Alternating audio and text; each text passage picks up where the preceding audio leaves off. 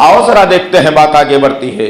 मेरे और आपके आका मोहम्मद सल्लल्लाहु अलैहि वसल्लम पर दो बड़े पहाड़ गम के गुजरे उस वक्त में। एक हकीकी बीवी खदीजा कुबरा रज़ी अल्लाह तआला अन्हा का इंतकाल हुआ, और दूसरे हकीकी चचा जिसको पाल पोस कर जो नबी को बड़ा कर चुके थे अबू तालिब का इंतकाल हुआ।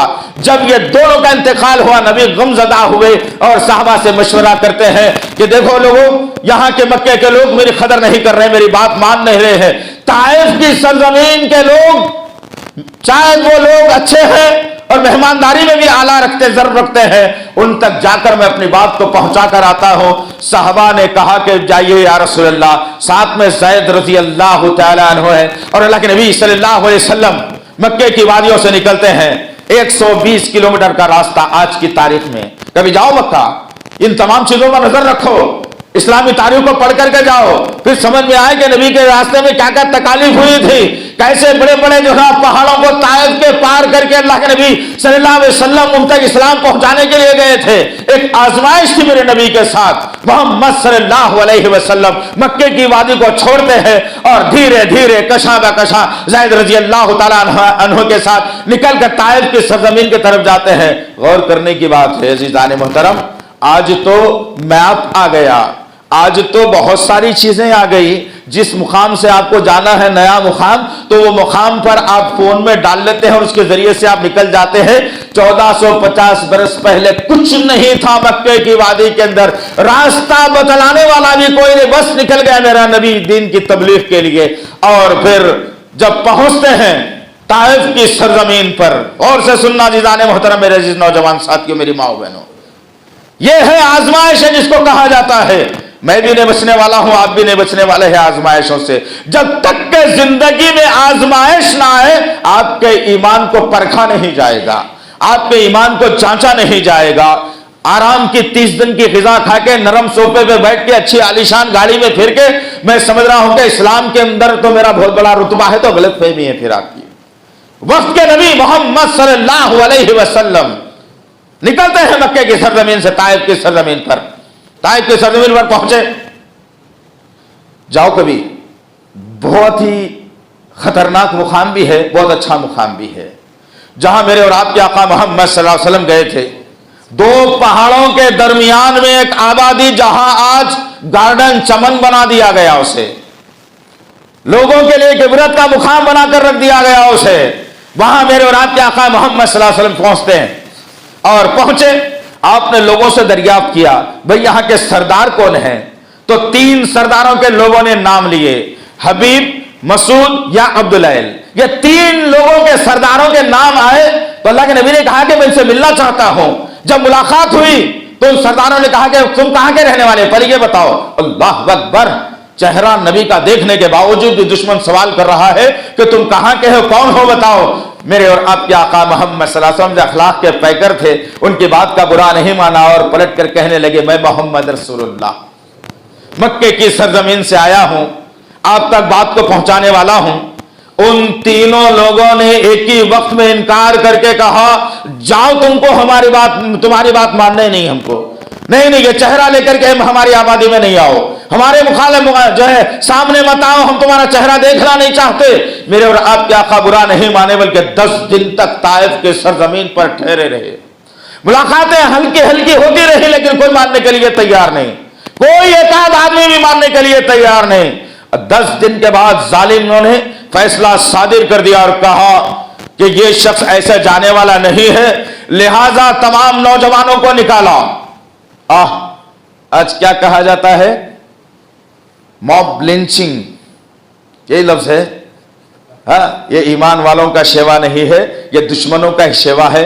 और हमको ना डराओ मॉब लिंचिंग से, हमको तो आदत पड़ी हुई है जमाने से, हम झेलते हुए आए हैं। नूह के दौर से लेकर के नबी का दौर तक मॉब लिंचिंग क्या होती है हमें अच्छे तरीके से मालूम है।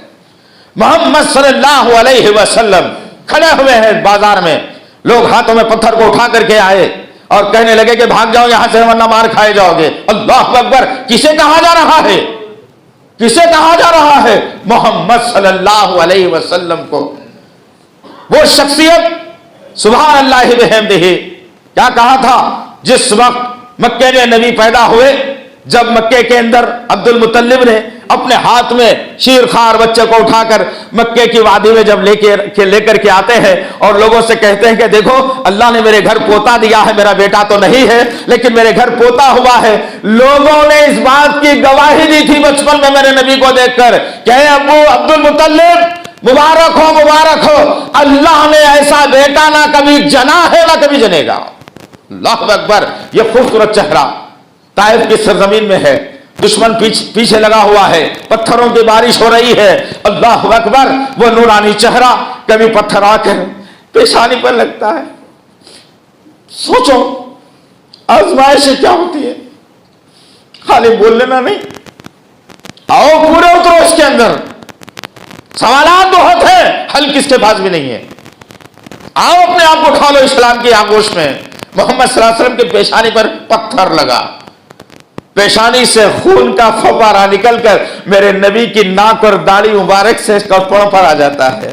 ظالم پتھر مارتا ہے پیٹھ پر، ظالم پتھر مارتا ہے سر پر، خون اس طریقے سے رسا جسم کے اندر سے کہ خون جسم سے لگتے لگتے آیا اور آپ کے جوتوں کے اندر ایسا جم گیا کہ سوکھ کر کے آپ کے جوتے اتارنا محال ہو گیا۔ یہ آزمائش ہے، دین کی آزمائش ایسے ہی ہوتی ہے۔ محمد صلی اللہ علیہ وسلم اسلام کے پیکر، محسن انسانیت، شافع محشر، مالک حوض کوثر، اکیلے تنہا زید رضی اللہ تعالیٰ عنہ کو ساتھ لیے ہوئے پتھر کھا رہے ہیں، مار کھا رہے ہیں، آگے بڑھتے جاتے ہیں۔